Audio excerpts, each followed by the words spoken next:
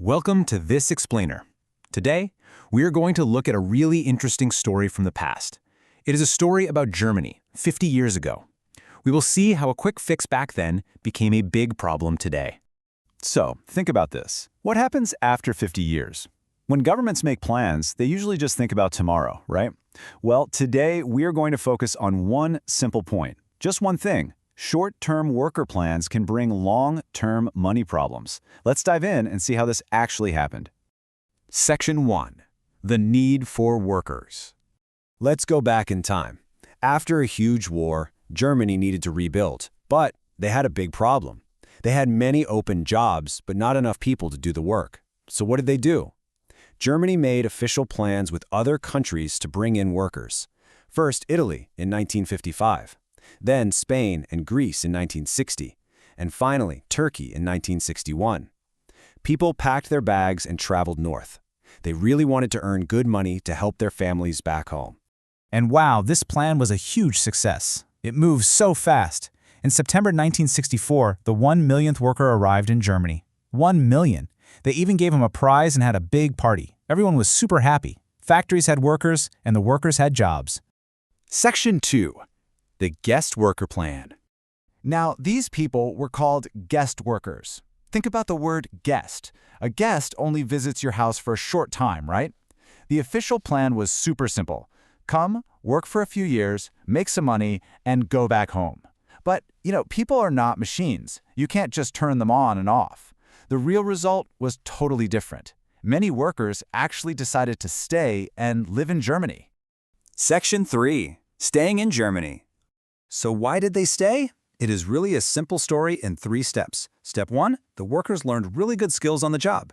Step 2, the companies wanted to keep them. Finding new people cost a lot of time and money, so bosses asked their best workers to stay longer. And step 3, the workers missed their families. Of course they did, so they brought their wives and kids to Germany. They rented homes, went to school, and started a new life.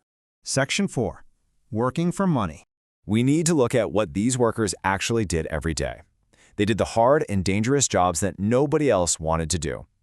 We were talking about working down in dark coal mines or picking up heavy trash on the streets. Their main goal was making money, so they worked super hard. They worked long, extra hours. Some men worked more than 200 extra hours in just 1 month. No way, right? They traded their free time to get more cash. Because they worked so much, they made really good money at first. By 1972, the pay for a foreign worker was almost the same as the pay for a German worker. They gave up their weekends and nights to support their families. It was a huge sacrifice. But then, in 1973, everything changed.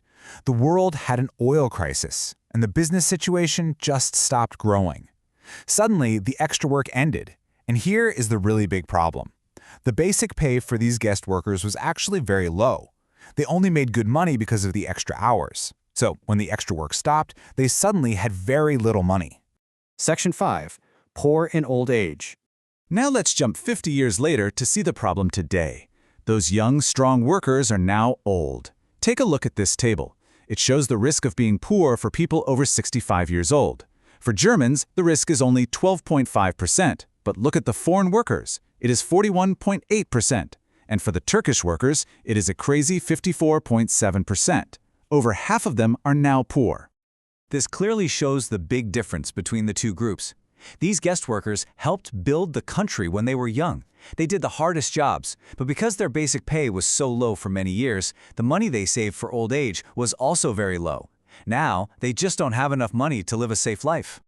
Section 6. Lesson for the future. So, what should you take away from this story? Why does this matter to us today? Here is our one simple point again. Short-term worker plans can bring long-term money problems. When businesses make plans today, we absolutely cannot forget about the future. You see, companies get cheap labor today, and that sounds great at first. But people are not tools. They stay, they grow old, and they need a safe life. If they do not have enough money later, society and the government have to step in and help. The real cost of that cheap labor just hides for 50 years. I will leave you with this final thought. How can this history help us make better plans for the future? We are inviting human beings into our countries, not just hands to work. So next time you hear about a new worker plan, ask yourself, does this help people tomorrow too? Think about that. Thanks for joining this explainer, and we will see you next time.